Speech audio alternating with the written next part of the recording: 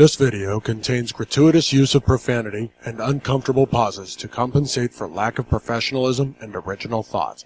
Viewer discretion advised.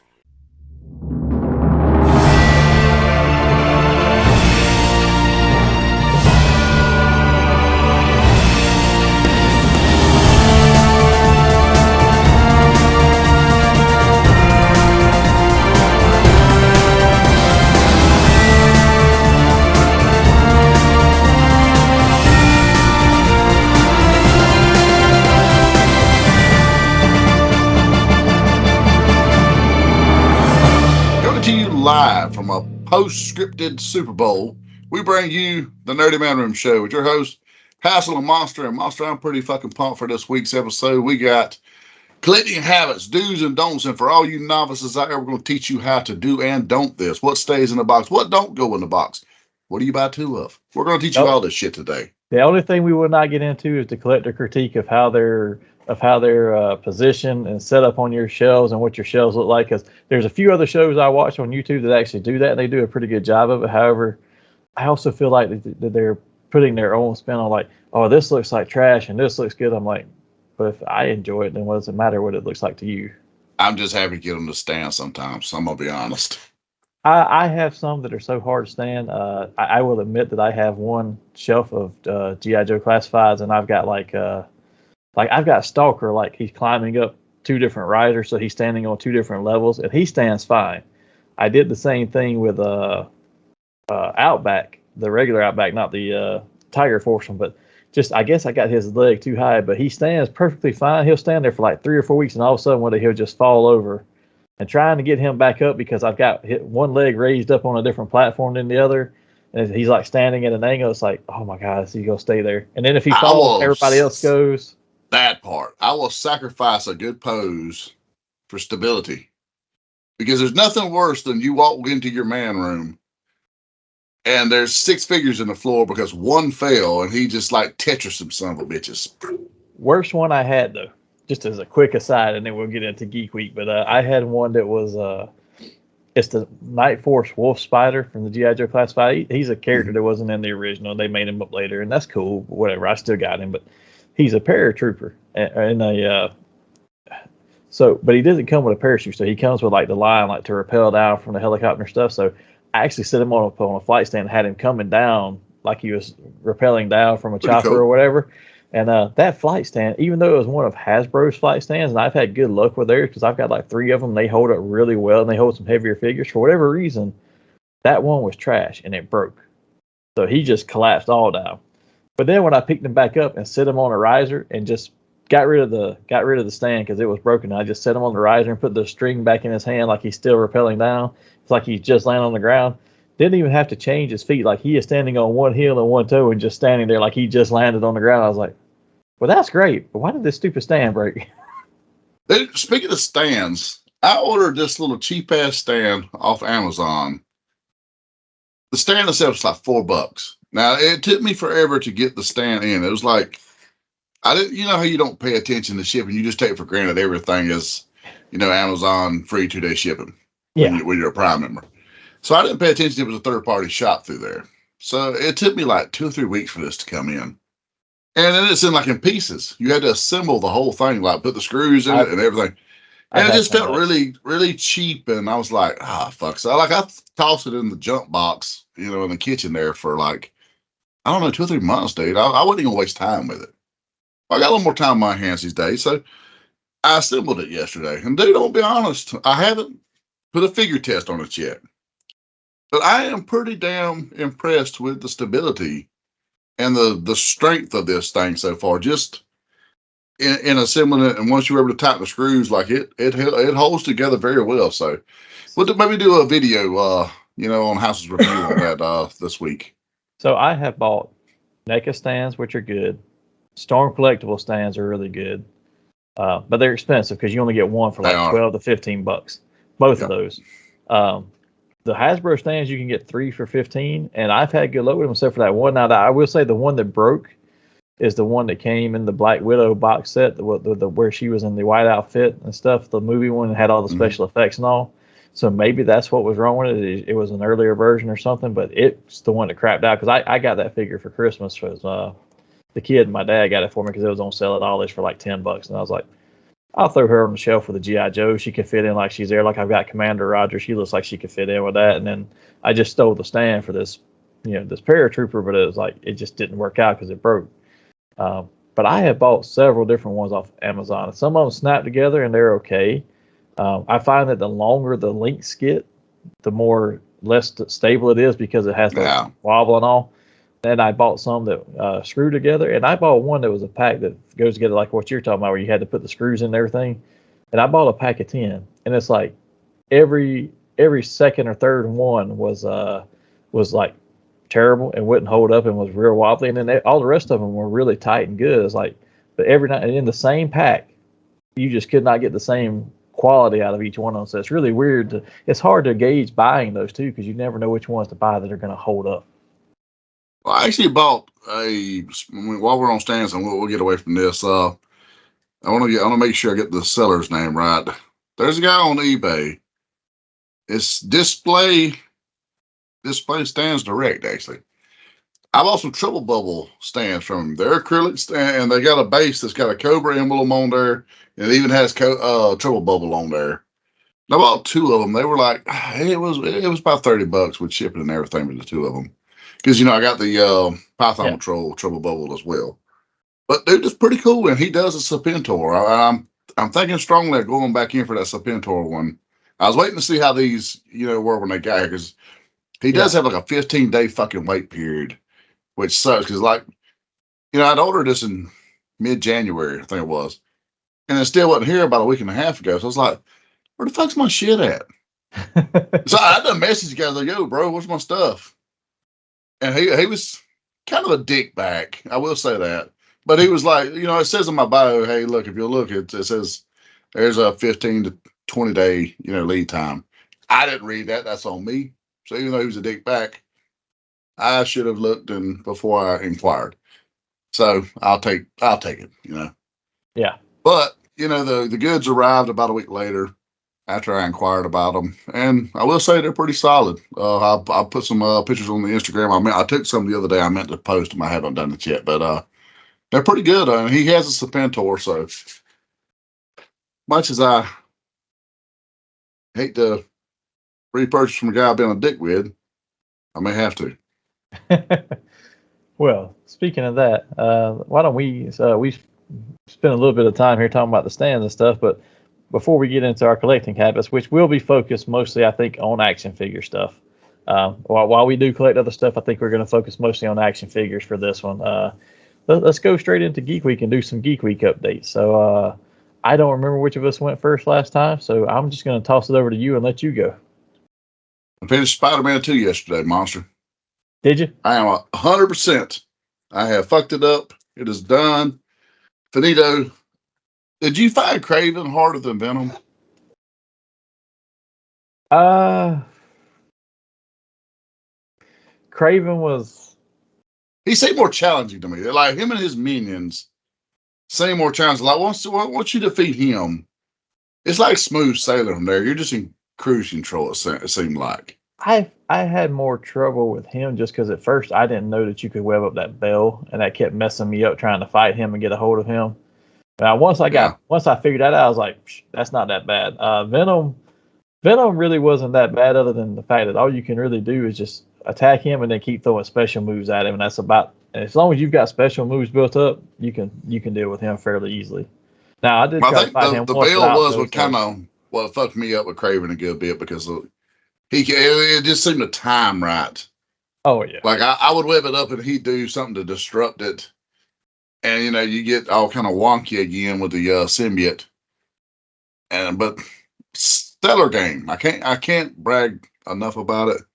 I got a few side missions I need, like the flame, and I got like one or two of the flame missions I still need to do. And there's like one or two more Kane Marco's memories I haven't found. The kid came over last night. You haven't finished the flame yet. You'll like the end of that one. Yeah. Well, I'm gathering you'll get the Cletus Cassidy Carnage. Because there's still symbiotes throughout the city, which was kind of puzzling since you destroyed the meteorite and. They want you to have something to do. Yeah, so there's stuff to do there. But the kid came over, I mean, right after I beat it, and she was like, "Well, I want to play." And I was like, "Well, I done beat it. I mean, there's not a whole lot you can do damage wise. Here, go for it." You know, she was painful to watch. Like I'm trying to coach her through web swinging, gliding, and even fighting, and I was like, "Holy So shit!" did I you wanted to take the control from her like several times, but she finally got mediocre by the end. did you ever turn off the web swinging assist and try to do it on your own? Yeah, once. That Fuck shit's that. hard. Fuck that. That I was had no hard, problem hard. putting that back on. I wanted to complete the story, Oh and yeah, I I just did. want to see what it was like. I was like, man, this is actually difficult. Yeah, Peter he navigates a lot better than Miles to me for whatever reason. Yeah. Um, but I mean, I enjoyed. There were certain missions I did enjoy playing with Miles better because of the camouflage. I enjoyed some of Miles's mission, but I hardly used any of the camouflage or the stealth attacks. Honestly, there was a lot of missions I used stealth for hardly anything. Did you feel Miles got shortchanged on the costumes? Oh gosh, yes, his were terrible. Like literally, some of the cooler looking ones were the ones that were Prowler-esque ones. That or the main ones he should have had anyway. And it's like, okay, Yeah, but this is normal. So yeah, the I played with his like actual comic version for the majority of it. I Then I got played, this like armored look that was half Peter Parker armor, and then I colored it. yeah, I played with his. For him, I played with his 2099 look more than anything else, just because it was like, okay, It this is was a the good look. coolest look you had besides your regular one. But for Peter, Yeah, I went back and forth between the black costume, the Iron Spider, the comic accurate Iron Spider one, the Scarlet Spider. I was jumping around all those Superior Spider Man, just depending on what my mood was. I was like, all right, today I'm in a foul mood. You're Superior Spider Man. You're an asshole today. well, now that I beat it, I made it like I finally like once I beat it, I had just shit to burn. I was like, I don't care. I'll probably play it like a time or two more, and I'll cut it off. Won't play it again. So I did. I got Smiles now. Currently has the Agent of Shield costume. I thought that was pretty cool. I played That a wasn't majority bad. of the game with Scarlet Spider until I got unless I had the symbiote. If I had the symbiote, I played with the symbiote. Look, just for the effect, because I felt like it would. I played mostly with Scarlet Spider or 2099, and then every now and then I would play with Superior or the Iron Spider, the comic accurate one. But for the most part, with Peter, once I got the black costume, I just kept going back to the black costume, and I went to the animated style look of it, where it has some like red and blue highlights around the edges of it, Yeah, make it look like the animated version. I played with that one as much as I could after I got it. I the 2099 when I played a couple. I don't know, probably an hour or so with it. I don't know. There was something about the look of it. It found I found him harder to follow. I don't know. He blended better, I guess, maybe with that than what Uh, he did in the others. that's fair. So, right now I don't have my actual glasses. I'll be Friday before I have my eyeglasses again. So I've been a babe in the wood blind. So there's that. But I'm done with that now. So I'm thinking I may actually have time to start Jedi Survivor before 2K drops at the 1st of March. Because when 2K drops, it's over. It You're is done after over that, after huh? that. Yeah, I'll be finishing my story at that point. But that was the majority of my Geek Week. I watched that farce that was the Super Bowl, and I will tell you this: it is without a doubt the integrity of the game is questioned at this point. When the NFL is sponsored by FanDuel and other gaming or gambling sites, um, the integrity of the game is in question at that point, anyways. Yeah, I But saw there something. was like, dude, there's like pictures of cut that are surfacing now, blatant refs like just watching holds and allowing them for the Chiefs to get back into this game. I I saw mean, something of a couple of different people saying that the game is not as pure now because of that. no, Um, it's blatant. They sway the game the way they want it to go, and the fact that so many games this season. I mean, this last season was a little questionable on some things, but this season here, there was just an extreme amount of come from behind, like ridiculous come from behind, last minute, victories, overtime victories. It was almost like the Wild Wing commercials. So, where for the longest time, without the sprinklers would come up or some bullshit would happen because they wanted overtime for people to drink more beer.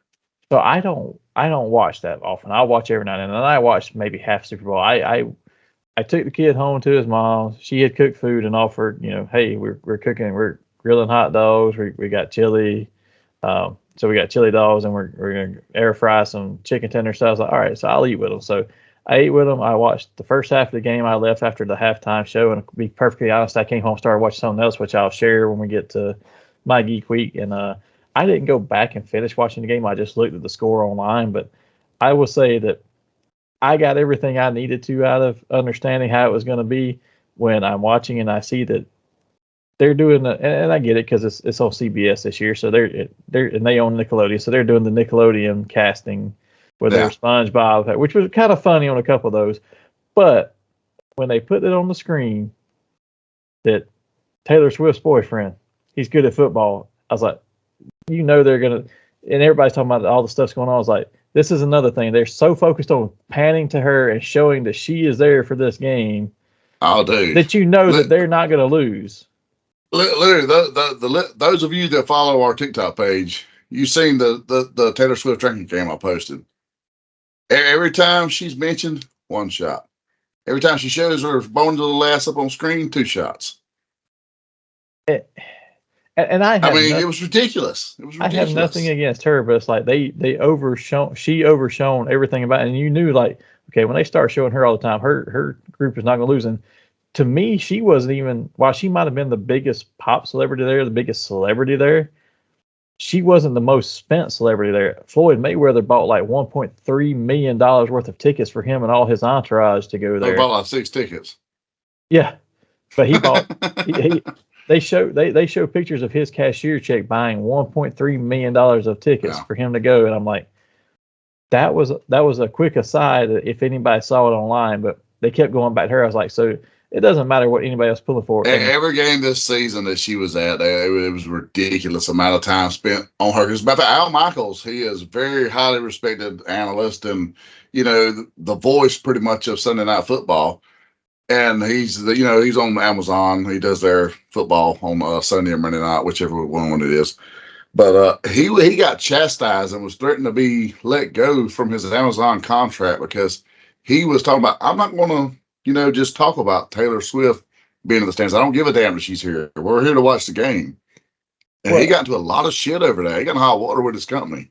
Well, and then you know good and well that 9 out of 10 other coaches, after that dude had walked up on his coach and acted like that ass he was and pushed him together, most of them would have benched him, told him to get his ass off the field and wouldn't have played him anymore. I don't give a fuck how good Travis Kelce is. And Travis Kelce is great. He's probably one of the greatest tight ends to ever play the game. And I can respectfully say that, but I would have told that son of a bitch, you go hit the showers, don't even fucking stay to see if we win or not. Get your ass out of here. He would have never played another snap with the Kansas City Chiefs. It's not even just winning the game, but that coach would have been so chastised if he'd done that because that's Taylor Swift's little boyfriend. Oh, absolutely. Like, he would have been let go. Like literally, whether they won or not, he'd been let go on Monday morning, which is sad. You castrated your coach in front of the entire nation. I swear to God, I wouldn't give a fuck. I'd have been unemployed with a Super Bowl ring, but I'd have benched that son of a bitch. He'd have had to go. And I'll tell you what, all he proved right there was that he is, no matter how good of a player he is the Allen Iverson of the NFL. He is a spoiled little brat. And I actually thought better of him. Taylor Swift aside, I had always had a respect for Travis Kelce, because I've seen some things he does off the field. Yeah. He's a likable gentleman. Always seems. But that right there shows his true colors. He was. Oh, absolutely. A spoiled little bitch, and I was just like, wow, I couldn't believe that. Wow. But, I will say this, the best thing to come to Super Bowl was the Deadpool 3 trailer. It was, and the fact they give you a teaser, you had to go online to watch. I was like, you son of a bitches. Yeah. But I know it murdered, like, YouTube. Like, literally, they probably got a fucking award just for that trailer. Here's the problem. Most people who are watching the game is either on CBS, Paramount Plus, one of those, the CBS streaming service. the only other way to watch it was on YouTube TV. So who is going to be able to go watch that on YouTube while they're watching that on their YouTube TV? That part. Well, you're on your phone because you're probably streaming YouTube TV on your television, so they get double hits. But the YouTube TV was just locking up badly because that's what they were watching on at my ex's house, and it would just freeze up and just spin and freeze up and spin. Well, I watched it on Hulu because I have Hulu Live, so I watched it there. But like at the beginning of the game, it was like you could tell they were having system issues because it was like lingering. Then it kicked back to a commercial. So we just watched this commercial, and then kicked back. So you could tell they were having like system issues, so to speak. But the Deadpool 3 trailer was pretty badass. Did you see the Doctor Doom teaser? I'm not talking about the bullshit person with the hood, because I don't think that's Doom, even in the Wastelands. I'm talking about the fact that they put an issue of Secret Wars #6 out there. That is the Doom cover, but beside it is a bottle of the drink from Incredible Hulk that Stan Lee drank to Hulk out of the end. Yeah. So do we get that Incredible Hulk? I know they said Ed Norton will never be part of the MCU, but do we get that version of Hulk on screen? I don't know. That's a good question. Minus him.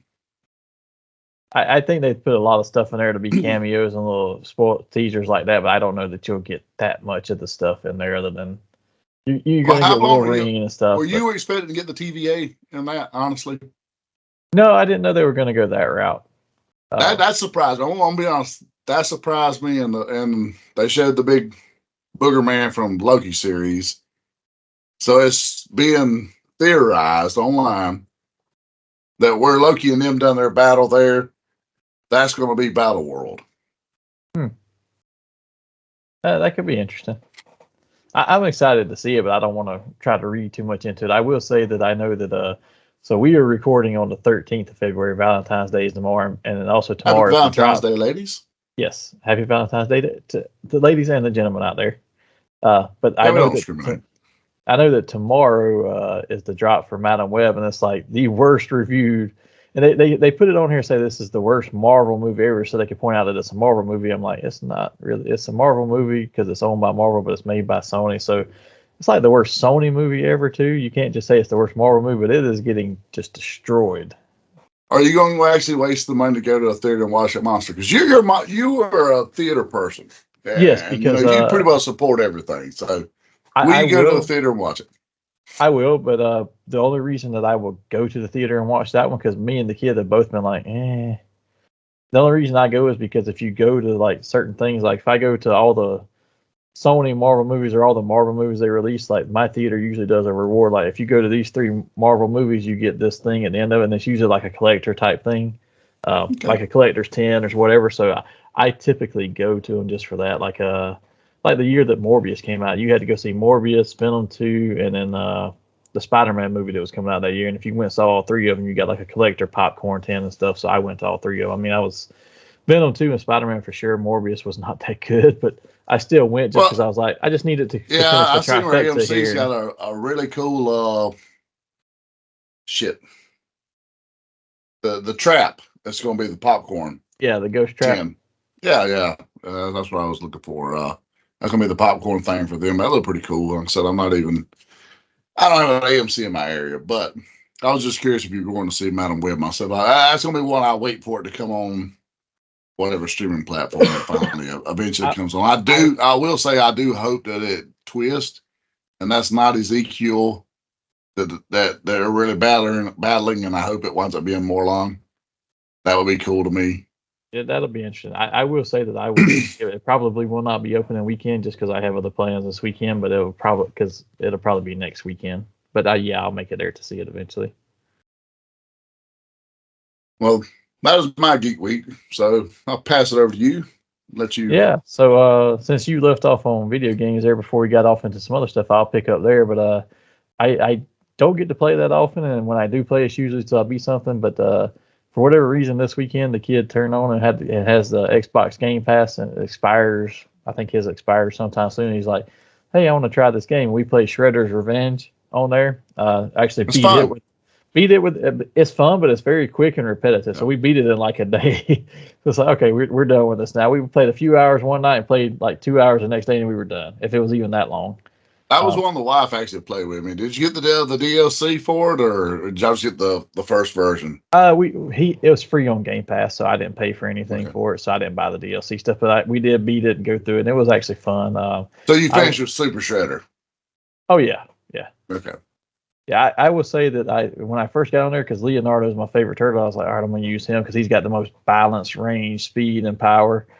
I found myself that I was okay with him, but I found that then I tried all of them at least once, but when I went to Michelangelo, I didn't care that he didn't have any power. His speed was so dang bad. I could hit people like 5 or 6 times. Michelangelo was who I stuck with the entire time. The wife and I played it. It's one of the few games she will play. She enjoyed it, and we played it, and I stayed with Michelangelo the whole time. Yeah, it was. She actually liked Splinter pretty good. The kid liked Splinter, and he actually liked April because she's actually really fast. And at first I was like, what is her weapon? Because they show her holding. I was like, watch her come out slinging a microphone around like nunchucks. I'll be damned if she didn't do it. I was like, really? I was kidding. But it hit all the nostalgia notes for me. It felt like Turtles in Time a little bit, / the arcade game, the old school where the drill comes out of the floor.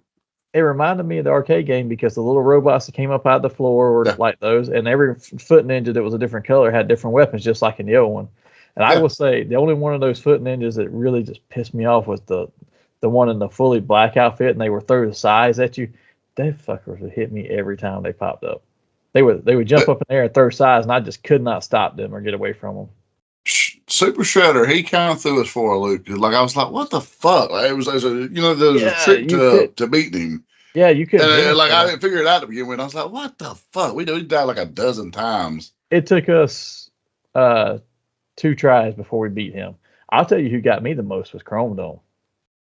It was actually pretty tough. That you had to throw a foot soldier at the screen for him to come down so you could attack him. Like I died. We went through him 3 times. Super Shredder only cost us 2.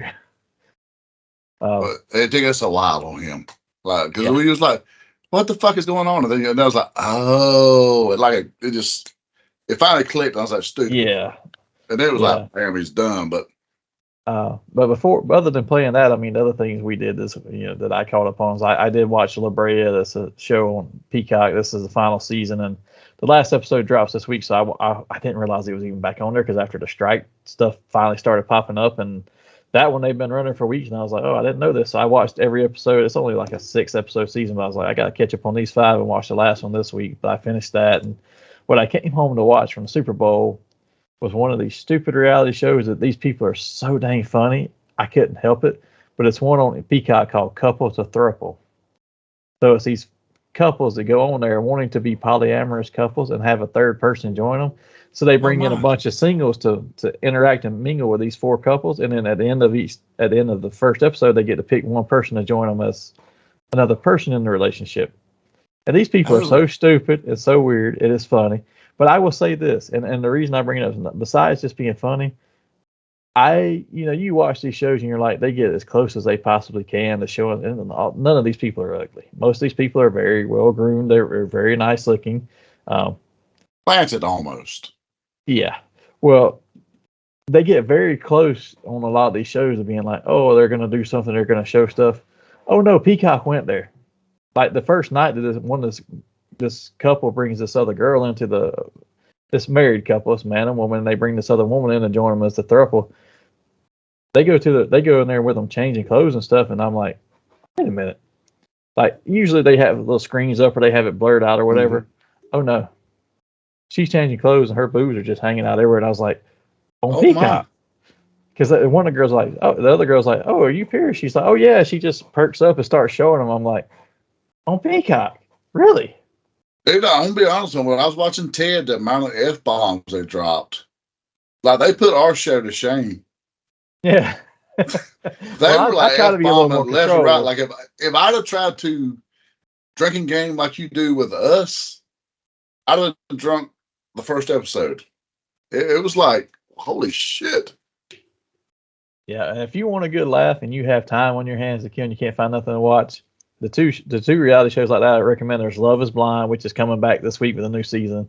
Like these people are hilarious, like because they talk in these pods and never see each other. And this one episode on like the second season, this girl walks out and she's so devastated because this guy didn't choose her, and she just drops to her knees and cries. They're playing that song, "Say Something." And every time it would pick up to that part, "Say something, I'm giving up on you," and she would just fall to her knees like she did 2 or 3 times. I laughed my ass off, dude. It is hilarious. I hate these shows. Like the wife, she loves and I'm just gonna have to start watching again because I seen a new season's coming. Farmer Wants a Wife. I've never seen that. I can't watch most of them, but it's a Fox. It's a Fox show. Oh my god, dude! I was just like, these aren't like your regular farmer. These ain't like you. We're from South Georgia. We know farmers. You know what I'm saying? Yeah. These aren't those type farmers. These are ranchers, wealthy ranchers. Yeah. And they're out there and they got these like like a harem of ladies, and everyone's like, I just can't decide because I don't want to hurt none of you girls, so I'm gonna string y'all on for 4 more episodes. And I'm just like, oh fuck, here we go. I will tell you though, watch Love Is Blind and Couple to Thruple. And those two are funny. So far, that Couple to Thruple's only like 3 episodes in, but that shit is hilarious to me. But watch that. But then I did start finally catching up on some comics, and I'll try to go through this quickly just so we move ahead. But there wasn't a whole lot of memorable stuff I read. I mean, there's a lot of stuff I've tried to catch up on, but it's just not great. But I will say Power Rangers, Superman in Action Comics, those have been good. The Skybound books that they're doing, the Duke, Cobra Commander, and Transformer, all those are really good. I'm not the Cobra Commander looks really good, especially with like Megatron showing up and he's under control of Cobra. Oh, and Cobra Law. Yeah, I will say this though, I'm not a fan of the gritty look of the Transformers book, but the story is so good I overlook it. I would rather see them more clean looking. And I did read Green Lantern, and that one stuck out to me because they actually, spoiler alert for anybody who doesn't want to hear this and hasn't caught up on it, skip ahead about 2 minutes here. They actually show, because they've got quarantine. Sector 2814 is quarantined. The rest of the United Planets has said, okay, all this crap, all these crises emanate from wherever you guys are. Quarantine you off, cut you off from the rest of the universe. Makes sense. We don't even want Green Lanterns there. We're going to reassign all you guys. And in the wake of that, Hal and John both quit. And John's mother is actually sick, is why he goes back to Earth. But, and Hal creates his own ring while he's on Earth and is like, whatever. But fuck you, I make my own shit. Yeah, like I don't really need you guys. But they actually, and it showed Kilowog was on Earth with Hal, but they showed in the last issue, like issue 6 or 7, I can't remember the numbers, but Kilowog was actually dead the whole time, and it was just a construct that Hal had created to talk to him like Kilowog was there.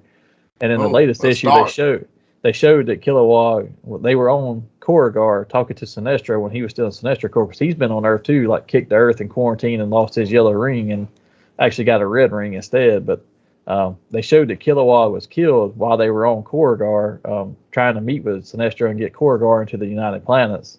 And that's kind of where that book ended, but it's kind of leading up to what's going on. So they're kind of catching on the backstory, but it got interesting real quickly. So we've killed Kilowog again.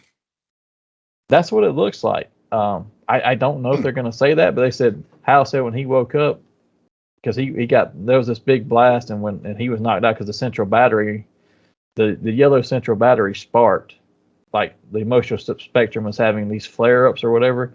It sparked, the battery exploded, it knocked most of everybody out that was around him. So like Hal's like, I wake up and Kilowog's dead or gone or whatever. So not sure, but it got interesting quickly. So I will say if you get a chance to read those are actually pretty good. And they're only like 7 or 8 issues in. Love the Green Lantern books. Like I read religiously up until Grant Morrison took over. When Grant Morrison took over, I did just like I did with the X-Men. I just stopped. Yeah, that was bad. It was stupid. Because like literally, I was an X-Men fanatic, and then Morrison and quietly took over, and I says, "Whoop." Morrison's stuff his storylines made way no sense. But the only thing he's ever done worth a shit to me was Justice League. For whatever reason, he done a good job with them. And I don't know if maybe him. It was him, Howard Porter, and Mark Waid. Well, I think they kept him in parameters. Like, he's kind of like Vince Russo. Like with Vince McMahon there, pre-rapist Vince McMahon, to keep him on the rails, he wasn't free anything. Well, he was doing some stuff, but we didn't know it. Well, no, that's not true because before Vince Russo was ever there, he'd already been sued once by the referee. Remember? But Brett even thought he didn't do that one. So you know what? Yeah. You can fool the best there is, the best there was, the best there ever will be. You can fool me. However, you get the analogy I'm saying. There was someone there to keep him on the rails. Yes. And once left to his own devices. So I want to bring up one other thing in comics too before I move away from it. And I don't know if you saw this because originally we were going to do a crossover episode, and we realized we've actually kind of done that one, so we pivoted for a different show. But it was kind of funny and fortuitous timing because yesterday there was an announcement that there are 4 sets of DC Marvel crossover books, omnibuses, that are coming out in August. Really? Yeah, so 2 of them are DC Marvel crossover books. Like one of them is the older age books, like the Superman, Spider-Man book, the Batman and Hulk. They were from like the 70s, 80s. Dude, I actually for whatever reason, I looked at those in my closet this morning. Because for those of you who don't know, the Hassle has too many collectibles. I got shit in all my rooms of my house and at my wife's house. And now we live together. I'm just saying she still owns a home. I was just waiting on you to clarify. Let me elaborate that. She still owns a home. You paused. I was like, ha ha. Power, the works. But anyways, I went there to get a shirt this morning, and I have like all my trade paperbacks and my CGC books and shit like that on the top shelf in the closet. Yeah. And I just happened to look up, and for whatever reason, that caught my eye was because I have the Superman, Spider-Man, and the Batman Hulk. Matter of fact, our sponsor was on Collectibles 305 Main Street, Tifton, Georgia. Kevin hooked me up with those years ago, and they're nowhere near me. They're fun readable. Let's put it that way. Yeah, so they're in good condition. So but they caught my eye. I've seen conflicting reports on this. Last I read was 4. I just looked it up just to see another, but now I'm seeing some say 2. But either way, there's omnibus sets coming out. One is DC and Marvel crossovers, anything from like Batman, Captain America, Batman, Daredevil, Batman, Punisher, Superman, Spider-Man, whatever, Green Lantern, Silver Surfer. All that stuff will be in certain things. Titans, Teen Titans, X-Men. That was a great one. Yeah, those will be in an omnibus set, possibly in 2. I haven't heard. And then the other is going to be DC Marvel, the Amalgam Age, and it's going to be a collection of the amalgam stuff that they did together. And then what I heard that it was 4 is going to be 2 of those were going to be the DC Marvel older stuff. One was going to be DC versus Marvel omnibus, and then one was going to be the Amalgam Age omnibus.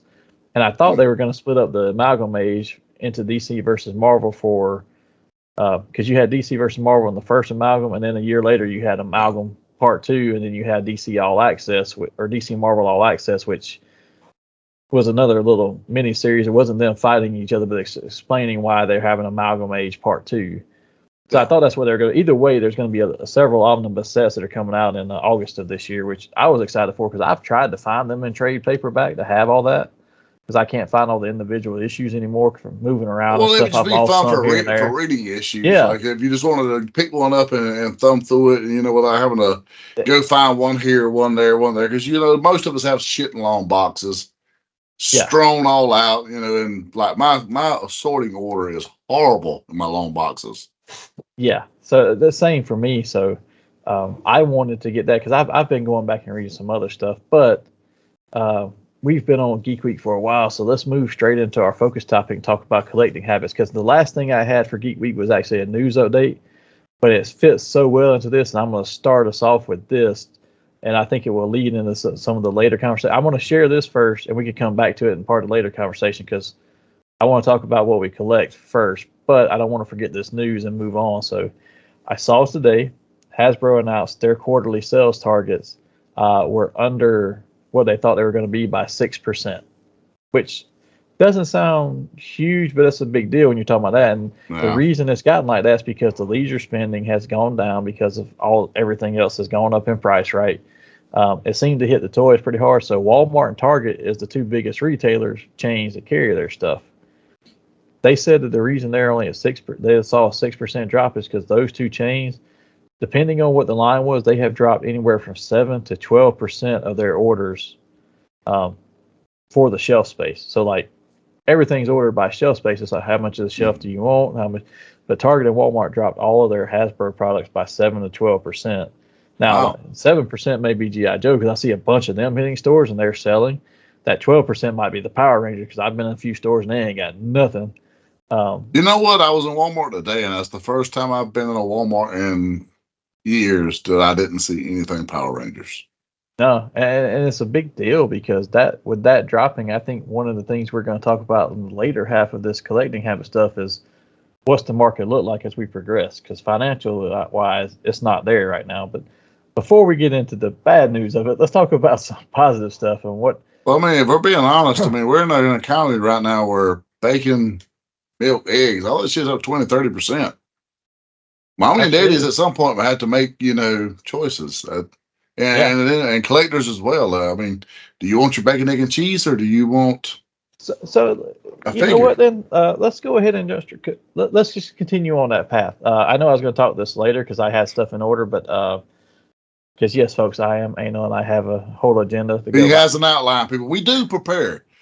We may not see it. We may see random as fuck, but we do prepare, folks. But let's talk about that while we're here because we can get the bad news out of the way. Then we can end on some positive stuff. So the market as we look forward, what does the collector's market look like? Is harder financial times. We've talked about this before. Like the stuff is just not there. There's not the the boom of the 80s cartoon shows, Saturday morning cartoons to make you want to buy it.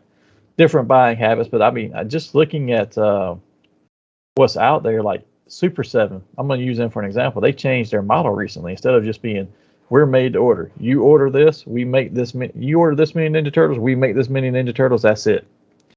And they used to do some extra because Big Bad would buy some, Entertainment Earth would buy some, right, for them to sell. And then you see that they come up on a clearance event and they're like, oh, you can buy this one for $22 or $13.75. I'm not going to lie. Certain figures I gamble. But recently I started seeing them actually in Walmart in the collector's aisle. So like I knew they went to Best Buy last year. Apparently they're in Walmart now too because I've been in Walmart and seen the first wave of Power Rangers Ultimates in there. Yeah. You sent some pictures. But do you think maybe like they ollies to Walmart? Yeah, I mean, I guess my biggest question is we just talked about what those sales percent look like, what the shelf space looks like. Mm-hmm. And do you think for an action figure collector, because what we're talking about mostly action figure, we're not talking about the collectibles like a WWE belt or Magneto's helmet or something. We're talking strictly action figures for this topic. Do you think we see a revert back to, okay, there's going to be very little in stores other than those main lines like Mattel's main line of Master of the Universe Origins? Is everything else going to go back to pre-order only and order and sell by just order? Because I don't think they can sustain going in stores. Super 7, nobody's going to pay $55. Just randomly see a Green Ranger like, oh, I need a Green Ranger from Super 7 and buy it for $55. Most people don't even know they exist. Okay, you have collectors like us that we stumble upon things like this. We're going to buy it. And chances are we've already pre-ordered it, which is the thing that bites Super 7 being in Walmart in the ass, because more often than not, a true collector has pre-ordered it. You may find little granny somewhere that's willing to pay that for little Jody to have fucking the Green Ranger. However, the majority of mothers, fathers, aunts, uncles, whoever's, toting little Tommy in there to get a toy, look here, bro, you got $20 limit, 25 max. So something under that level is what he's looking for. That's going to fall way outside that range, which is going to probably benefit Tom McFarlane, excuse me, and then the new like peg punchers and things of this nature, because the Hasbro peg punchers have actually, excuse me, hit the scenes. Have you seen them? Yeah, I've seen them. I'm not impressed by them at all. There's nothing that I want. They look terrible. They look real terrible. But someone will spend money on that versus, a $55 Super 7 Green Ranger. But thinking about it though, thinking about how the market is, do we start to see a decline in the amount of products they're putting out? Let's be honest. Let's just use Hasbro for example, because we're on them. Power Rangers Lightning Collection went on hiatus this year. They shifted everybody who was doing that over to their Ghostbuster because they got a new movie coming out. let's be honest, most of the Ghostbuster stuff that's the figures doesn't sell, but the collectibles sell, like the proton packs and stuff. Do you start seeing less, if they have less shelf space, do you start seeing Marvel Legends slow down? Because let's be honest, they're making the same characters over and over, just in different looks. Yeah. And well, have you noticed the only thing they've had really sell the last, say, year at least, retro cards. Yeah. And they've put out, and don't get me wrong, they've put out a couple things, like they've shown that Angel that's coming out this year and stuff, but it used to be like every month they were showing they were having a different, every couple of weeks, once a month they were having a different live stream of, here's the next Star Wars stuff to buy, here's the next Marvel stuff to buy. They haven't done as many this year. The biggest thing, I'll be honest, aside from retro cards, the only thing I've seen as of late that I really wanted to buy from them is, the normal Marvel Legends line, is the Wolverine 2-packs. I bought the Sabretooth, Mr. Fix-It one. And just them two there. That's because I want a Sabretooth and Mr. Fix-It. I give a fuck about the Wolverine figure to come with it. And then the Angel, like you said. yeah, but I mean, and I'm just using Marvel Legends for an example, but it used to be that those guys were always announcing something. And they've had a few announcements here and there, right? But it's like a one-off thing here, like the Daredevil Hydro Man, just out of the blue here. But G.I. Joe is the only thing that's regularly, G.I. Joe and Transformers are the only two that regularly put stuff out, and that stuff is not, the Transformers is not selling as well. And the G.I. Joe is, but... Well, look at what they're putting out Transformer-wise, so let's be fair. That current line looks like shit. Well, yeah. I'm not sure if it's they're modeling after that show that they have. That where's that show even on? Is that on Netflix? Maybe Earthspark or whatever it is. It's on Paramount. Okay, well, wherever it's at, which would be CBS. A lot of the new figures are modeled after that look there, and it just looks cheap. But the Studio 86 has stepped them up to a good level, and they fell back off. So you see that stuff is going on for them, and I'm just using them for an example, but it's happening to everybody. And like, Super 7 canceled all of their Power Rangers, that one wave of Ultimates, because they couldn't sell anything but the White Ranger. They couldn't even sell their White Tiger Zord. Sad. Man, that's bad shape there, but people just don't have it to spend on it. So I think that kind of leads us into our collecting habits and what we buy. Let's be honest. Are those figures much more than what Hasbro did with the Transformers and the RED figures? I mean, are they really anything more than that right there? I mean, this was $14. And I got extra hands, heads, so forth and so on. Yeah. And it's $14. I mean, it might be a little taller maybe, because those are probably 5 inches, I guess, and the Super 7s are 6'7". But yeah. I mean, is it really worth it? No, and I wonder too if you start seeing these companies like we talked about with, yes, McFarlane is only doing those small page punchers, but if Hasbro is having such a hard time and they're laying off so much staff, that they start moving some of their stuff over, saying, okay, you make it because this is your special, this is your niche, this is where you make money, and you make it and sell it. And you make it and we'll distribute it and sell it, but you create it, you do your thing with it, and we just won't have to have our people do it, but we'll still own the property and get all the intellectual property money off of it. I hope it don't go that route, because the McFarlane figures, while some of them look really cool, they are not as quality-wise as good as what a Marvel Legend is. And that would make me stop buying Marvel Legends. They look good, but their posability is not as good. Their joints are very ugly. But, we won't spend too much more time on that, because we have been on the air already for quite a little bit. So let's go straight into, I think that's a good leeway, though, talking about what that stuff was. And I was going to talk about it at the end, but actually better talk about it at the beginning, because that might lead into some of the stuff we talk about with our collecting habits. And for anybody out there listening who wants to share your comments on your collecting habits or your thoughts on this, we'd love to hear that in the comments. So please do that. But why don't we start with this and say, okay, collecting habits prior to, I guess, today. Like what were you collecting? Do you open them? Do you keep them in on card? And then we could talk about how that's transitioning in this new world where it costs more. There's less stuff coming out. What are you actually into now? So let's start with that. Let's just go through some lines and talk about what you get. are they limited that you only buy certain things out of? Do you what does it look like for you going forward from where you were when you maybe not necessarily all the way back, but in the last couple of years to up to now, has anything changed for you? How about that? Does that make sense? Makes sense. Makes sense. I'll start it off with like for me, there are things that I'm limited on what I get, but I used to get a lot more of. So I'll just start off with Marvel Legends. I used to buy a lot more of them, but now I'm at a point where they've done so many of the characters that I'm like, okay, if it's not a team display character, I need like I'm doing a new Warriors display. Once I've got all the new Warriors, I'm done with that.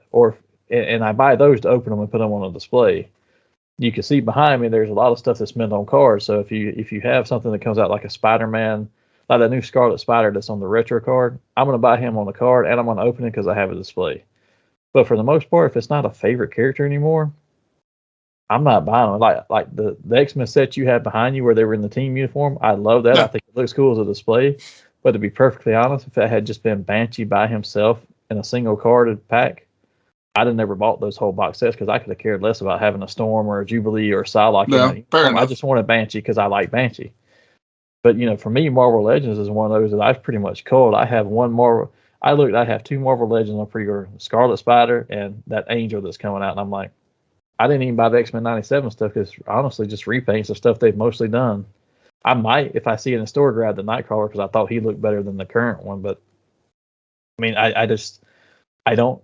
The same thing for DC Multiverse. It's like they make so many characters and they keep remaking ones, and I'm not as huge a fan of those, so I buy those. But most of them are either going to be mint on card, like a Red Tornado, because I want him, and I have a handful of them open to display, but it's not much. So I'm like, prior, I was buying a lot of those, and I've got a whole wall full of them I'm looking at.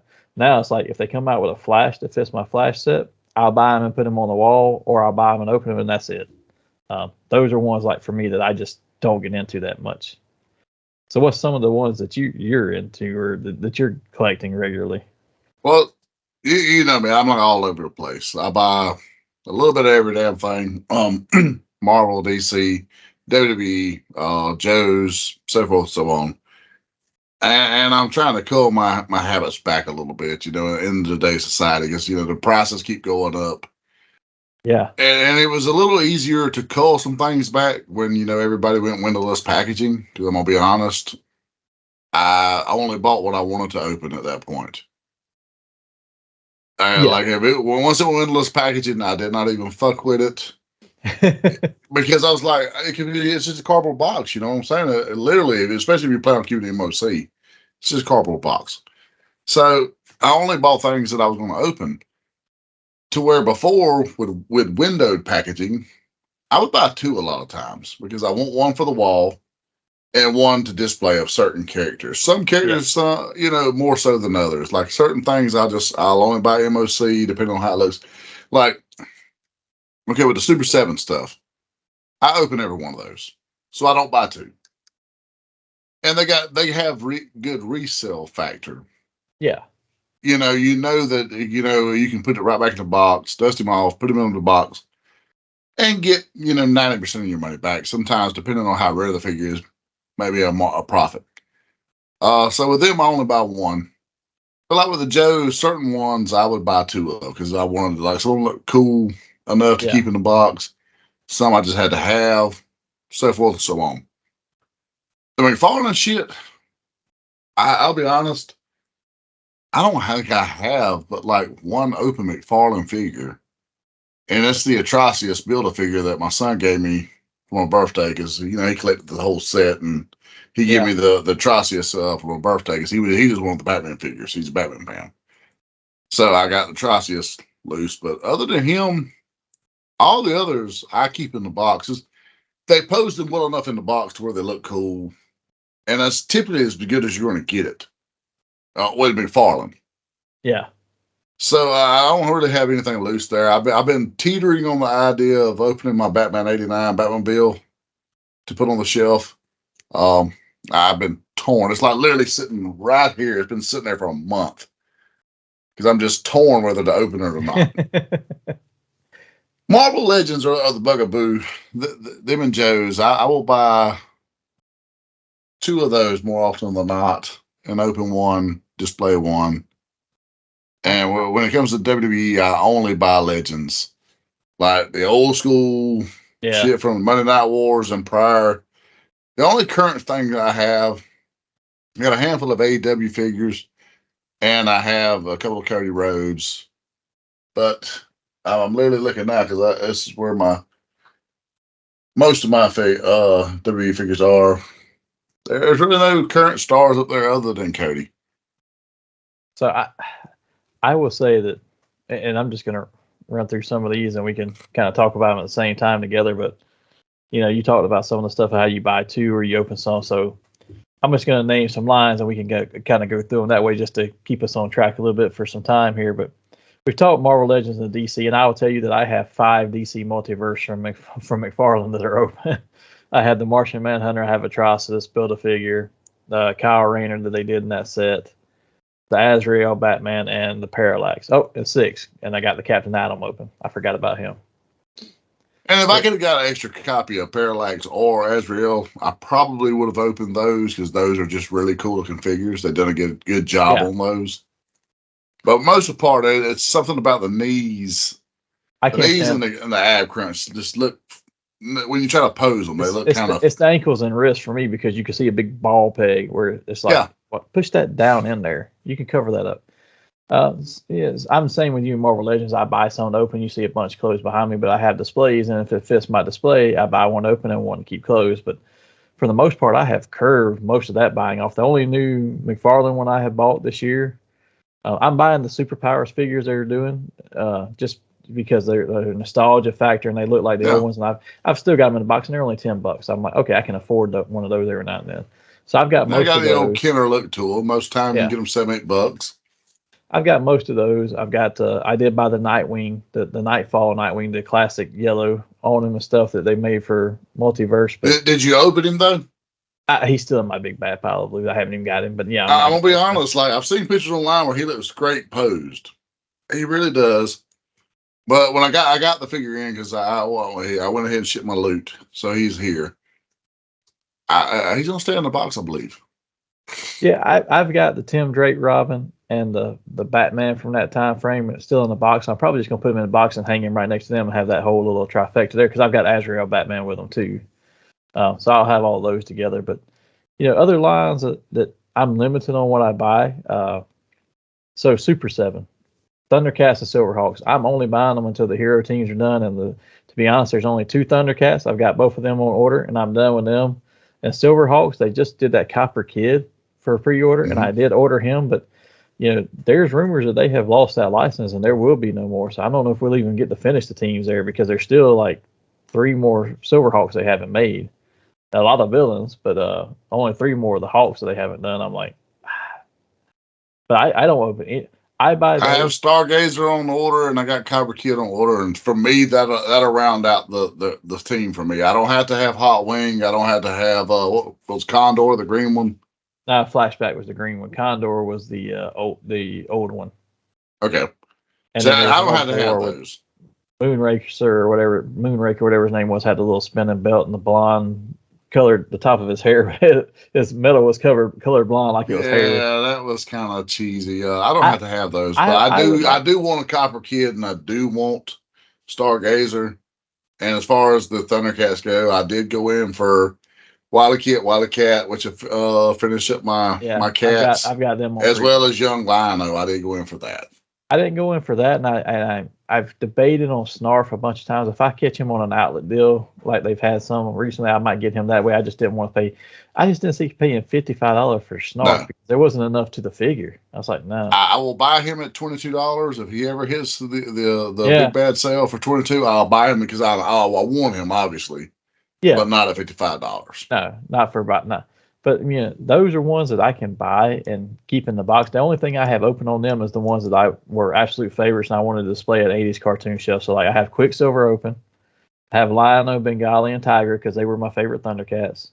I have Holiday He-Man in there because I was like, I want to have a regular He-Man, but I was really impressed with the Holiday one, and I enjoy it because it's my Santa Claus. It's one of my few Christmas decorations that I keep up all year long. With my Holiday He-Man, and then Leonardo from Ninja Turtles and Duke from G.I. Joe. And And I've been tempted to buy Flint from the G.I. Joe Ultimates because he's been on $22 on Entertainment Earth. And I was like, if he drops anywhere below that $22 range, I will probably buy him and open him because those were my two favorite Joes. And I was like, I could have them both on the shelf. But I between can't Big buy Bad two Toy of all Store, those, and I don't like opening every one of them. Yeah, I don't have room for all of them open. No, God no. I mean, and you buy two of these, just what, $110 typically. So luckily, I got between Entertainment Earth and Big Bad Toy Store and Amazon. I apologize. Amazon had a Black Friday sale. I've been able to round out my turtle set for Super 7, as well as I got the mainstays. I have Casey Jones, I've got Slash, I've got Baxter Stockman, Leatherneck. You know the Leatherhead. I'm sorry, the main, ones there. I want to get a Krang still, and I wish they would do a shredder that had the shirt. I don't want the shirtless shredder. Yeah, see, I was happy that Super 7 stuff that I get has slowed down because they are so expensive. I'm like, and you end up either getting them all in one clump, so they break you at one time, or you wait forever for it. And I'm like, I just want to get away from having to buy too many of theirs. Now, I will say that for me, like, I didn't buy that many turtles. I bought their turtles on sale with Ace Duck, Manta Ray, whatever his name is. I can't, Man Ray. Yeah. My brain went blank there, but I bought some of those in the Samurai Leonardo because he was a favorite toy I had. But like the Ninja Turtles themselves, I wanted them in their cartoon look, so I bought that 4-pack that NECA made last year. I caught them at like a deal. Like I bought one or two off Big Bad. They were like $22, so I bought them. The other two turtles I caught, like I said, Black Friday on Amazon. It took me about 2 weeks to get them because of wherever they ship from. But I caught them at like $20 each. I was like, fuck yeah. Yeah, see, I bought my turtles, and I was honestly just going to be done with turtles altogether when I bought that NECA 4-pack. It's just the animated look, which is what I wanted. I like the toy look, but I was like, I grew up on the cartoon. I want that cartoon look. I got all those. See, I actually dig the toy look. I don't know what it is about it. That toy look is just so nostalgic for me. Yeah, and I wouldn't have bought any of the Super 7 ones except I found deals on that. Like I got Ace Duck for less than $20. I got Ray Fillet, which is his name. I couldn't think of it a while ago.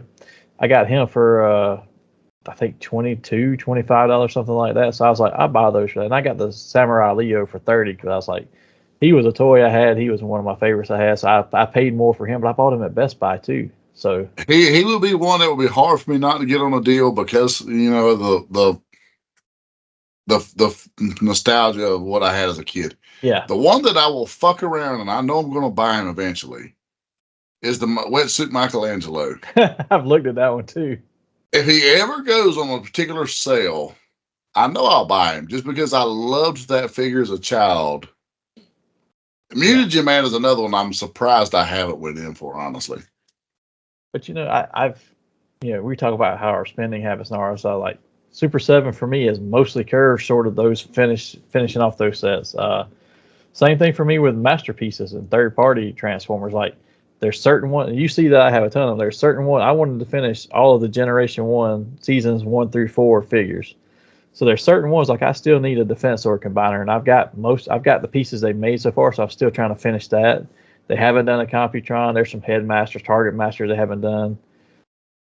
But once those are done, I'm done with that. And they don't come out with too many of those in a year. And honestly, all those I have on pre-order except for Hotspot from Defensor are paid for because I bought them on the Chosen Prime, and you can pay ahead for that stuff. So I've already paid for all them over like I'll buy those and I'll say, okay, this month I'll spend $50 paying on one or whatever it is. I'm just picking a round number, but this figure is $100, $50 this month, 2 months from now, another 50 because he doesn't come out for like 4 or 5 months. He's paid for it, and I don't miss that money because it comes out over time. They just put Hotspot up for pre-sale in January for Defensor, and I was like, oh, I haven't paid for him at all just because I was like, I was sick and I was traveling a lot, so I was like, I kind of forgot I even ordered him other than the fact that I was like, oh, I remember I ordered him, I just haven't paid for him yet. But he's the only one I haven't paid for out of my masterpieces, and those get so expensive. It's like, again, curve. Gotcha. I've got to curve those. Once I'm done with these, I am done. Well, you're looking at about $130 to $230 typically. Yeah. And like for me, short of the fact that I do want a Devastator, a third-party Devastator, I really do, but they don't come out consistent enough for me to start buying them. And they've had 1 or 2 pieces come out There are some good third-party ones. I've seen the Hercules. If I could buy him as a set, you know, at a reasonable price, I would probably do so. Let's say you can buy them as a set. It's just like going to be $600 or $700. Yeah, it's ridiculous. If I were to catch it, like $350 one day, I'd probably do some things that make my wife hate me. But you know, aside from that, I'm pretty well done with my Transformers. I would love to have the Dinobots. They're like, I have Grimlock, but I don't have the others. And I would like to round them out. But other than rounding out the Dinobots, I've got all the Decepticons I really feel I need. All the Autobots minus a better Optimus Prime. Well, that's the other thing I see too, is that I see a lot of people who will buy, like, I'm just going to use him for example, but I have a Autobot Gears. Mm-hmm. Well, I bought the one that they made several years ago, and it's Bad Cube made him, and he looks decent. Now, is he perfect? No. Is he a favorite character? No. He's just one I needed to round out the set. I've seen Fans Toys and made one of Fans Toys looks fantastic. It looks just like the animation model, but I'm like, I paid $60 for this one a few years ago. This newest one is $125, $130. While it looks better, he's not a favorite character. I'm not swapping him out. If you come along and say, hey, here's a new blaster, and he looks much better and more cartoon accurate than the one I have, I will buy that one because it's a favorite character. I did that with Perceptor. I did that with Blaster and Perceptor and a few others. But most of them, I'm happy with what I got, and there will be no trading out because it gets more expensive. But those are all figures that we talk about mint on card loose. I open every one of those. As you can see, I open those and pose them. And I was pretty happy you updated your Perceptor because I received your other one. But minor modifications, he was perfect, good as new. He sits on my shelf just fine. But at that time, though, it hit me like I had ordered the third-party Astro Train, the third-party Blitzwing, and they dropped within a month of each other. It's like, fuck. So you're looking at, close to $500. You know. That's like, fuck. If you ever order some that say that they're going to arrive in February or March, you don't have to worry about those showing up then, but they're going to come in a clump later because Chinese New Year, they stopped sending stuff. Super 7 fucked me hard last year. Or was it was the year before? It was the year before. Yeah. Because I had the Thunder Tank hit, and it was like a wave of Silverhawks and Thundercats all hit at the same time within like a 2.5 month span. And that sounds like a time, but when you're talking about a Thunder Tank, a wave. Oh, yeah. That adds up, people. And I don't want to even say what it costs because my wife might watch this. Yeah. So let's hit a couple other toy lines. So, have you purchased any of the Masters of the Universe, the new version looking ones? No, the only one I bought, I went in for the 40th anniversary, and I'm sick because he's like right across from me. I got him sitting next to Faker from but the Faker is actually a Super 7. But he's on the old retro card, so I'm able to display. Which is the only thing that sucks about some of the Super 7s. Some of them come on the retro card, which you can still put on the wall. Some went to that box because I got several of those. I got like Hordak, Skeletor, Thunder Punch, He-Man, a few of those that I went in for. Because Thunder Punch would be one I would go in for in a heartbeat if it was on a retro type card. I'm a sucker for retro cards, no matter what it is. Whether it's Joe's, but you Marvel Legends. You don't open your He-Man stuff. No, I take it. Yeah, see, I don't either. And I've been buying all those Master versions because they're not terribly priced. They're about the same as Marvel Legends stuff. And then you get on my desk, I do have a Hordak. Actually, I don't know why he's sitting right here, and I almost miss him. He's one of the few I opened, but I caught him on a deal. See, I only have the Holiday He-Man open, but I have a closed one. But I found an open one just for sale as a loose figure, and it was a decent price, and I got him. But all my Masterverse was I haven't opened any of them, and I've got all of those except for the Mechanic that came out because for whatever reason I think I had accidentally canceled the pre-order I had in for him, so I need to pick him up. But I've gotten all those, but I'm not opening them. And honestly, I've debated on just whether I'm going to continue to get those or not because they look cool and all, but at the same time, I'm running out of wall space for them. It is another $25 every figure. I'm like, do I really need all these? Because they're going to keep pumping out figures because they showed a bunch on the newest show that they haven't even made yet, and I'm like, I like them, but I don't know if I'm going to. If they do a Hordak from that show, I will probably go in for it. I know me. I will probably go in for a Hordak, and I may or may not buy that Battle Armor. I've been a couple of times I've thought about buying that Battle Armor one to be loose. just look at Target and Amazon. Those go on sale for like $12 to $10 all the time. Well, I've been on eBay a handful of times. I almost just want to buy the 40th anniversary just to open. I don't want to open the one I have on the wall, but I want another one just to open, because that's actually probably the overall best look. It actually looks a little better to me than the Super 7. As far as taking it out of the box, I feel like it's, which is why I was kind of thinking about getting the Masterverse with the armor, because it's a good in between, so to speak. Yeah. But if they fuck around and do Thunder Punch, it's over. Another toy line. So I Power Rangers Lightning Collection. I was buying all of these. I was a completionist. They have took a hiatus this year, so they're not doing any this year, which is good for me because it curves some of my spending. I'm hoping, as much as I want to come back, I'm also hoping like just don't, because I don't have to buy anymore. But because I was mostly getting them mint on card, but I've been opening every red one, and that requires getting some box sets and opening them, because I want the red ones out for a Red Ranger display. Now I would say the other ones I took out of those boxes, the Alien Rangers, the Omega Rangers and stuff, I've made a display of just them along with all my Ninja ones, because I did buy the Ninja ones and open them because I love that from the movie. And putting them down there around my Thunder Megazord and having a little display with those different characters and my Ninja ones was great. But other than red ones, I don't need any to open. I just like my Red Ranger display, and I hate when they do a whole box. I like when they do a box set because they look cool, but I hate it too because I have to open it to get a Red Ranger, so I have to buy two of them fuckers, and they're expensive. See, like with the exclusive Dakin, like I was so torn, and I got him sitting right there, but he's still in the box. I just took the sleeve off, and it's displayed well enough to where I didn't have to open him, but believe me, the temptation was there. So how do you decide which ones, without a doubt, they're opening, whether they're exclusive, rare, whatever, and you just say, I got to open you?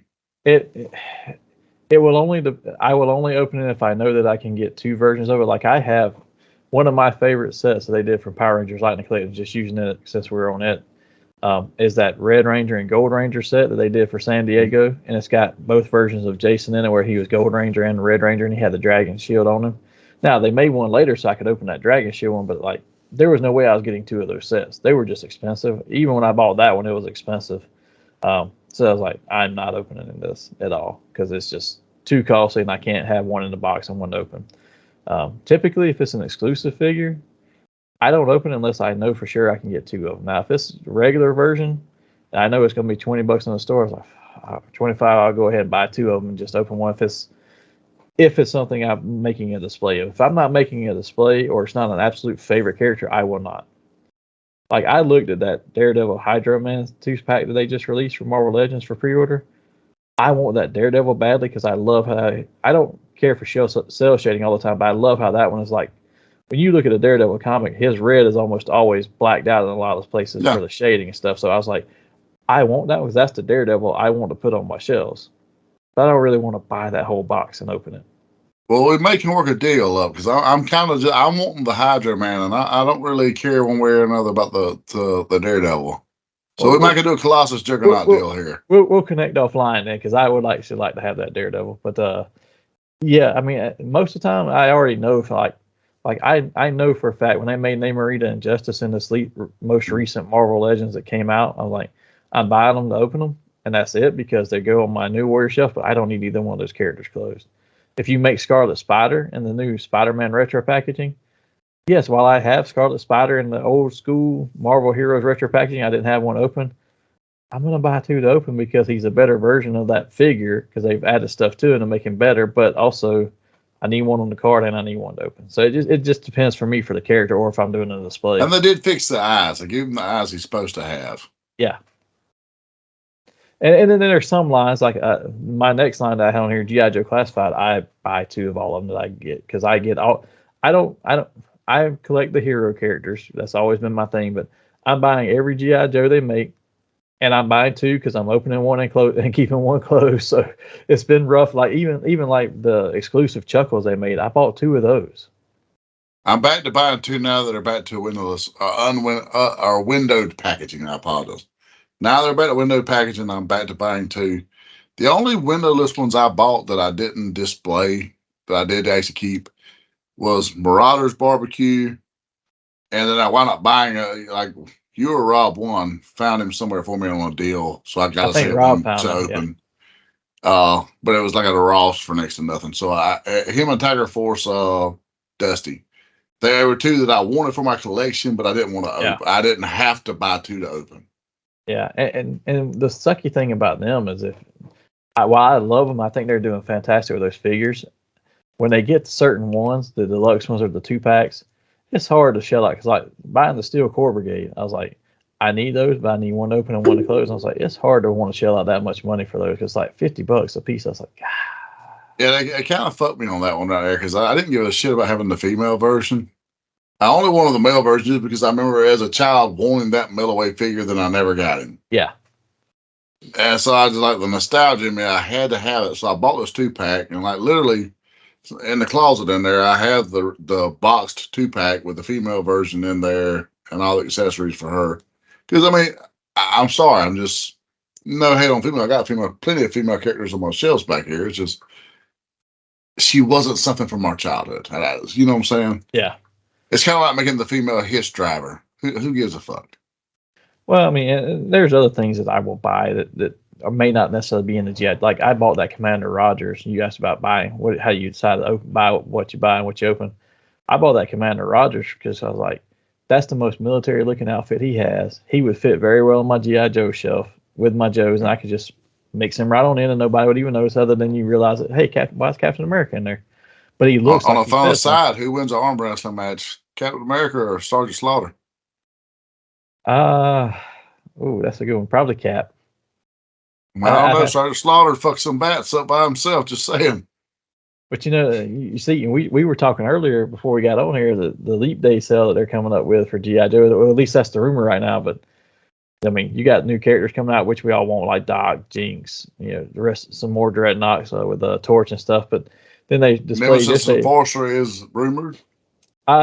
He's a name reveal, so we'll probably get digital renders from that because they do name reveal, digital render, pre-order. So he'll probably be in the next wave of. He'll probably be digital reveal then, and then pre-order the next time. But there's some other stuff too that they were talking about, like there's those pictures that are floating around of the Slaughters, Marauders, Lowlight, and Spirit who were in Slaughters, Marauders, and the Sergeant Slaughter. And I'm like, damn, I had to buy two of those. And there's a 2-pack of Tiger Force with Tripwire and Roadblock. Like, even though I have them, I got to have one to open in their special team's uniform, and I got to have one for the wall. Right there because I want that fucking Roadblock because I love Roadblock. He was one of my favorite characters growing up because it was his duty to get in your booty. But they put the fucking Tripwire with him. I don't care about him. I don't want him. I just want the Roadblock. That's the thing, that they know that they are selling those, but they that's those ones that it doesn't matter. I have to buy two of each because I got to have one open and one closed. And I'm like, right now, that's the majority of my pre-orders is GI Joe, and I have a lot of Transform Masterpiece ones on pre-order. But like I said, I've already paid for them, so they're just waiting to arrive. But as far as so let me ask you this, I know it's kind of GI Joe classified, off our topic a little bit, but which classified figure are you most disappointed they have not announced is coming yet? Lifeline. Yeah. For me, or Dial there you go. I was literally about to say, since you said Lifeline, I was supposed to say Dial Tone. Because now that I know Alpine is coming, because Alpine was on my list, but now that I know Alpine is coming, those two are like, why the fuck don't we have these? These are like staples. Yeah, Dial Tone is one of those I just always thought had the coolest look, and then Lifeline was what was. I like Doc, but Lifeline was my favorite medic. Yeah. Well, I was doing the show too. Doc. I was super stoked to see Doc. Like, oh fuck, finally, because I almost went in for the Super 7 Doc just to have one. That is so cool too, the way that they did his gurney. It actually folds up into be his backpack. I was like, that's pretty dang awesome. And the extra hands are surgical glove hands. Yeah. So that's cool. But because we've been on these for a while, we got to end up soon. But I think I got a few outlier things that are on my pre-orders. Like most of it's GI Joe, Transformers. I mean, Transformers are paid for. GI Joe still got to pay for when they come out. But the other things that I do have a few outliers like. And I guess these are the ones that are hard to say. What am I going to buy and how much? Because these get expensive. But I I started because I found the Hush Superman for like $50 from Mayfex. And I was like, that's the perfect Superman look to me, other than I like a smiling face versus a scowl all the time, but perfect normal costume Superman. I'm like, if you want to do a display, because Mayfex displays very well, they have the wire capes and stuff. I was like, that'd be perfect Superman for a centerpiece for a Death and Return of Superman. So then it got me on I found Steel on sale for $70. It's a rabbit hole. So I picked him up. I ordered Cyborg Superman when Big Rob sent it to us the other day when he was on sale for $60 because I needed him for that. I had already gotten pre-order the Eradicator because the Eradicator is the one that made me start buying them because just the way he looked, I was like, I would really like to have that. And then I saw that Superman. I was like, that'd be a perfect centerpiece. So then I went down. I'm not buying anything Mayfex other than these because they get expensive. The only other thing I thought about was that X Factor Cyclops because I love that outfit for him. But I still got to get I've seen that on sale a time or two, and it looks really good. And I've stopped myself, but with these, once I got into it, because Eradicator, Superboy are like, boom, these are perfect. I'm going to pre-order them.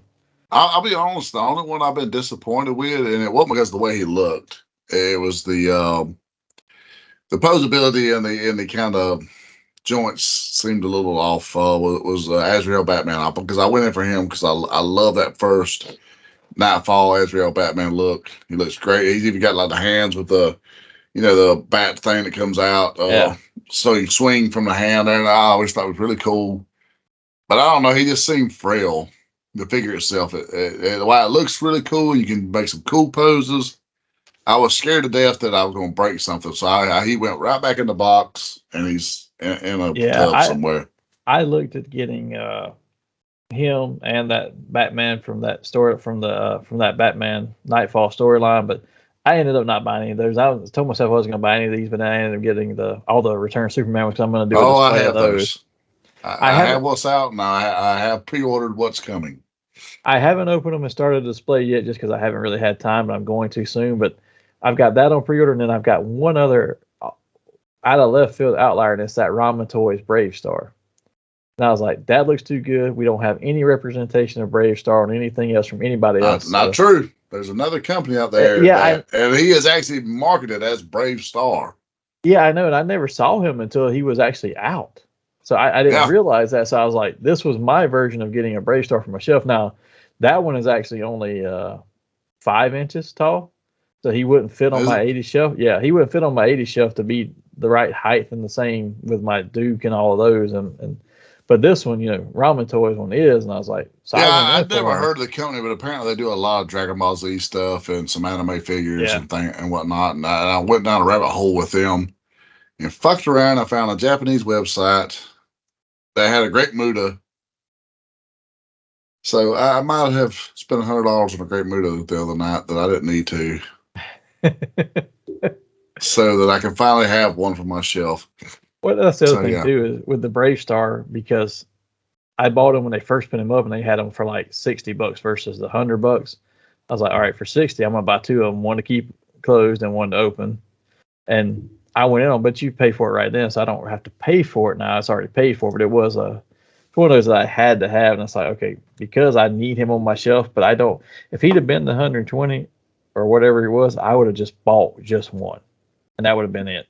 And I would have. Muta, thankfully, he's one of those that comes in a box, so I won't feel bad about slipping that piece of tape, slide him out, displaying him, and if the day ever comes where when I croak, why people want to sell them, they can put him back in a box.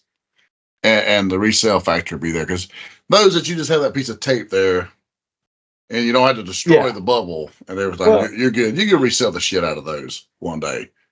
Well, the thing is with that is I was like, okay, if I get him, I've got to open him and put him out, and I'd rather keep him in the box because he's kind of a specialty thing because it's a one-off make, right? But I will do some of that sometimes, but a lot of times if it's an exclusive like that, I won't. But we have been on it for a while, so we're getting close to a little. We usually try to keep this an hour. We're about an hour 20. So and if we stay on ramen too much, I'll start talking about the shadiness of Ace and how really shady and underhanded they are. Don't hate on Ace. So let's just move into Nerd Out at this point. For anybody who hasn't been here before, this is part of the show. We ask random questions about the topics of the day. You have to respond with little to no prep time. So please feel free to share your answers in the comments or expand upon ours if you want to. But Yeah, let's just go straight into nerd out. And Hassel, you went first on Geek Week, so I'm gonna let you go first on your nerd out because I actually do have 2 questions to choose from, so you can't just steal mine this time. Oh man, that's what's up right there. Ooh, oh, so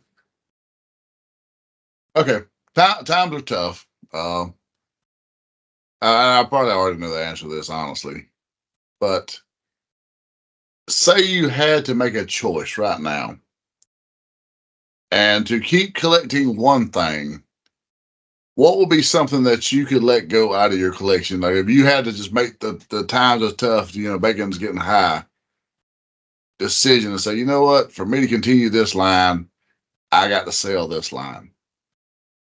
What would you sell out of your collection? Something that is currently actively going or finished already. It can be anything. I mean, So, but it would have to equate up to at least $1,000, I would think, just to justify maybe 6 months to a year's worth of that one particular line you continue. dollar value wise, and they've been going up more and more with the Bandai Power Rangers Legacy line that they started right before they lost it to Hasbro. Ooh, those are good. Those have gotten expensive. I saw a bunch of them in the store the other day, and they were all over $100. I was like, really? And I've got the exclusives for all them too. Except the only exclusive I don't have is the I don't have the exclusive Megazord one they did, but I've got the Draken they did. I've got the Psycho Silver Ranger they did, Psycho Green Ranger. So those are worth some money. I've got those. Those are actually the ones I kept in the box, and they're in tubs stored away at the wife's house. Those money wise would probably get me a good bit, but I've got a lot of DC collectibles that's probably expensive. Like I've got the White Lantern Hal Jordan, the White Lantern Sinestro, some of those, the White Lantern Flash. I don't have that many of them, so I don't know that would give me that much. Dollar value wise, I think the Power Ranger would be the most, but volume wise, to get dollar wise, it'd probably end up being Marvel Legends. Well, what line are you keeping allowed to do so? If I had to get rid of that stuff, it would be G.I. Joe going. And to be honest, Marvel Legends, I've actually got one now because I went in for the HasLab for Galactus, and I'll tell you, I don't have anywhere to put it. It's still sitting in the box, never opened. I've looked at it several times and thought about just selling it just because I have nowhere to put it. And I'm like, I could take that money right back in a heartbeat and go buy something else. You want $350? It's used, monster is used. Come on. It's not used. It's never been opened. I wanted it, and I had that and his other heralds too, like the Fallen and Terrax and stuff. And I just wanted to build that display, but then I used that space for something else, and I just have nowhere to put it. Which I'm is going the to be reason honest. I am shocked that you have not, because I know what a Fantastic Four fan you are. So I'm extremely surprised that's not displayed prominently somewhere with the Fantastic Four in the foreground. And I just don't have anywhere to do it. That's the only reason. I mean, I'm just out of space for it. If I bought something else and had somewhere to do it, yes. But at this point, if I buy any more bookshelves and stuff, they're going to be lining down the hallway, and it's like, okay, how many times before I bump into that because I'm tired, I'm woke up out of my chair and got to go to bed, and I bump into the bookshelf and knock everything over. I don't want to do that. It's no bueno. Yeah. So what about for you? It's easy. It would be my DC stuff. Without doubt. I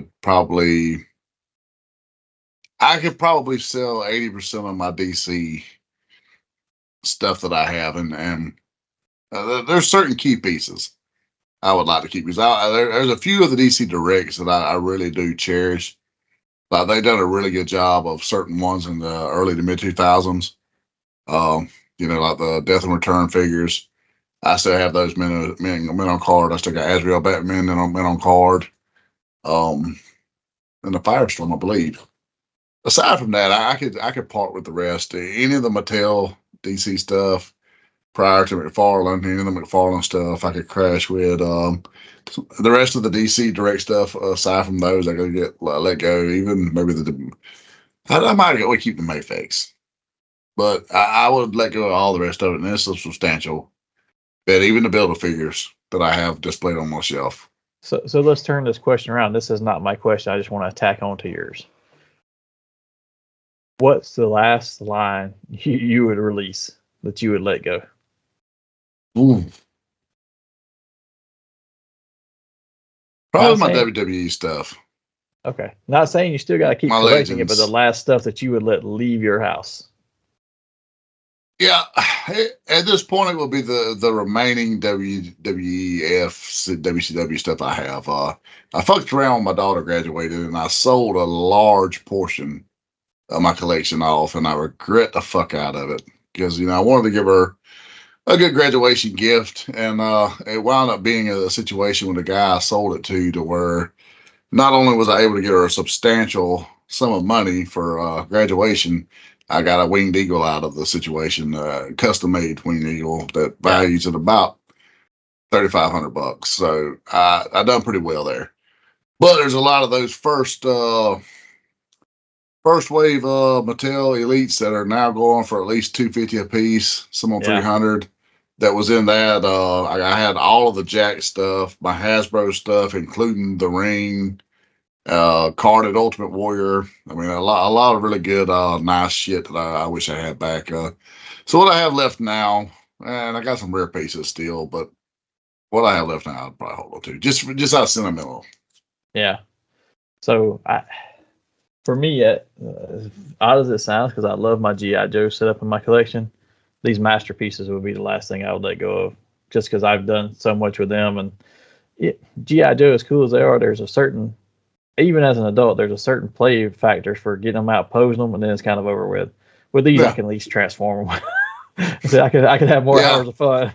You can always say, I'm tired of looking at you in robot form. Like Grimlock, I had him in the living room for the longest time because I got 2 displays in the living room, and one of them is nothing but Transformers. And I got tired of looking at him in robot form. I said, you know what? I want to see you and me Grimlock for a while. So now he's me Grimlock.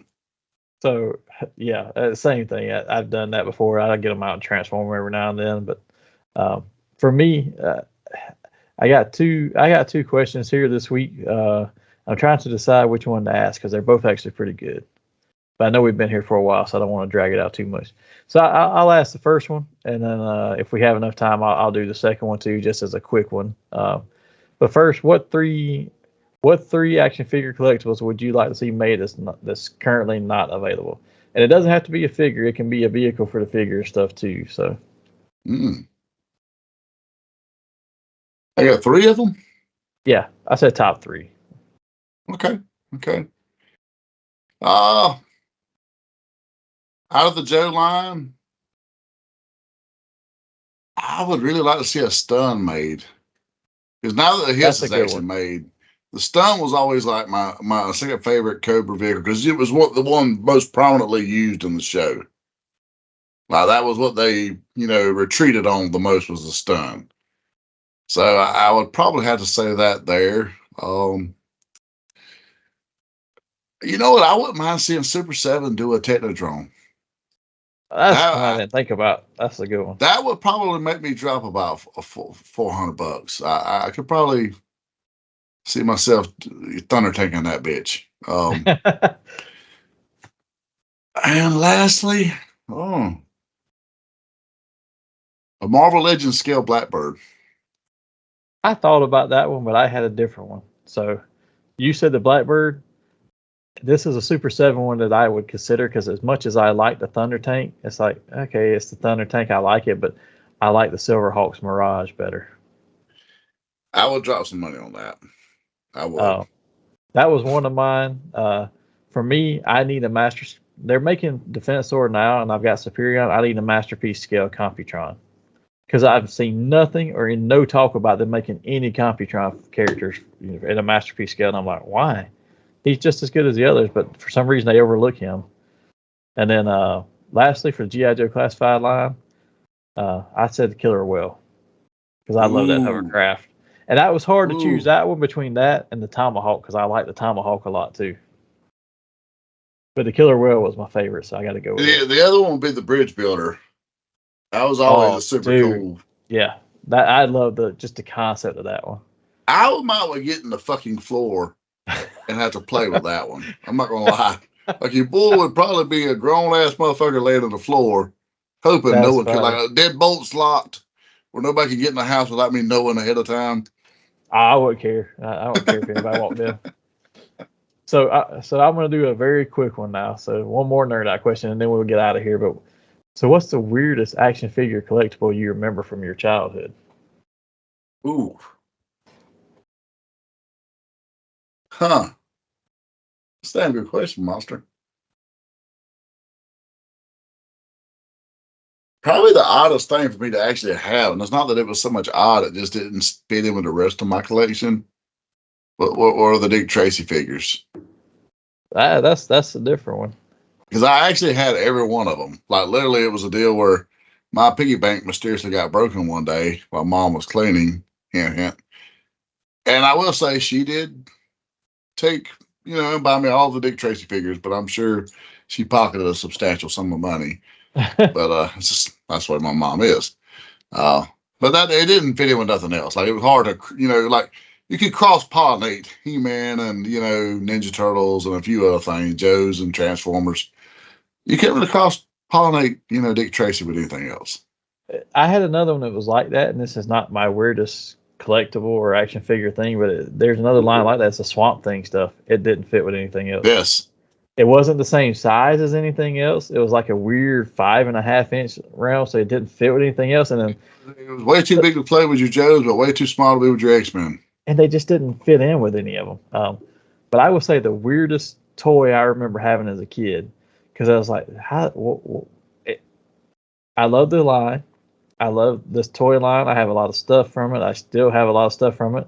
I still have one of the original behind me, but not of this actual piece. But this piece, which is so weird to me, and it was the He-Man Dragon Walker. You know what? That actually showed up on my Instagram today. No shit. It showed up. Somebody had posted a video of it on my Instagram today, and I was like, holy shit, I hadn't seen that in years. That one was so weird because I was like, why is it a mechanized walking thing, but it's supposed to look like a dragon because the dragon's not mechanical? So that was weird. Like the skeleton, you remember the skeleton they had? There was a dinosaur skeleton and they could actually fit into the side of it, right? Yeah, that made more sense because it was just a creature. This was like a creature and a vehicle in one. I was like, I don't get it. Yeah, I was just going to say that the next to weirdest thing that I would have had in my collection was, you remember the dinosaurs that you could snap together? And I forget you could snap weapons onto them as well. Mm-hmm. But they were basically just like dinosaur skeletons. And they had like shit you could snap onto them, but it was odd looking back. A couple others just before we get out of here. Do you remember Cowboys of Moo Mesa? Do I? What about Food Fighters? Where the different, like they had there was a donut, there was the army sergeant or whatever. They had the hamburger. One was a cop. Yeah, like a hamburger. It was a cop or some shit. Yeah. Oh yeah. So they had some. I think the one thing that was less weird than those was the McDonald's Transformers that was food. But that came from McDonald's, so I kind of expected. Yeah, and I actually fondly look back on them fondly. We may ice cream cone that turned into a robot one day. That's a show we should have one day. Drive-through toys. What do you people think? Let us know. Yeah, that would be an interesting one to do. But I think for today, though, we're at a point where we can close out the show. But before we leave, Hassel, tell everybody where they can find us at. Everywhere, Monster. Everywhere. No, you can find us on Facebook at Hassel Hutchinson. You can find us on Instagram at the Nerdy Manroom Show. You can find us on Twitter, nerdy.mr show. You can find us on TikTok at the.nerdy.manroom show. And we're also available on Spotlight Media as well as Geek Network. And don't forget, if you wanted to join Geek Network, we are still looking for more members to do interviews and reviews. Check us out. We'll put a graphic up here to tell you how to apply to join. And then while you're checking us out, don't forget to go check out our extended Nerdy Manroom family member, Big Rob. You can find him on his channel of Big Rob's House of Entertainment and No Chinese Food. Chinese food. I didn't miss it today. You were paying attention today. I were. But while after you get through paying attention to us, go check out our sponsor, These Own Collectibles. You can find them on the internet at theseowncollectibles@gmail.com and on Facebook at These Own Collectibles, or in their store at 305 Main Street, Tifton, Georgia. Visit them for all your nerdy needs, from comics to Legos, trading cards, toys, games, and more. Help them support the local artist community by supporting their cause of bringing unity through community. Fandoms unite. If you're the praying type, honestly, give our boy Kev a couple prayers. He's had a rough go with his health as of late. He's had some mercury issues in the system he's been battling for the last 2 years, and he's kind of done some struggling as of late. So if you're the praying type, throw a few prayers up for our boy. Yes. And stick around here for the end credits. You'll see some special shout out. Thank you to all of our friends and extended Geek Network family members. Their details will be in the closing credits. And I think with that, we are ready to get out of here. But join us here next time. We're going to have a surprise episode. We haven't figured out exactly what all we want to do with it yet, so won't spoil it for you. But until then, live nerdy and collect responsibly.